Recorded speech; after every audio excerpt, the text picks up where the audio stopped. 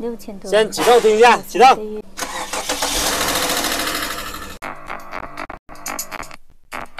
林经理在干嘛呢？啊，在分析乌克兰机器，怎么了？就我车之前刚大修过，然后现在发动机又有异响了。哦，我帮你看一下。先启动听一下，启动。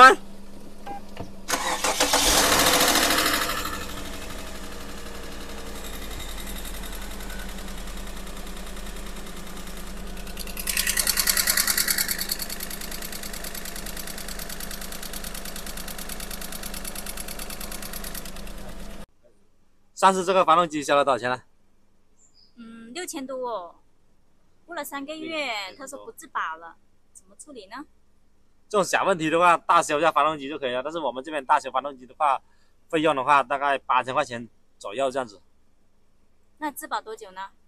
质保的话，如果你按照我们的要求到公里数就过来更换机油的话，我们在我们这边保养的话，我们质保是2年或者10万公里。如果你是回去自己保养，就是说你回去自己保养，那我们也是最少的话就是说1年2万公里质保。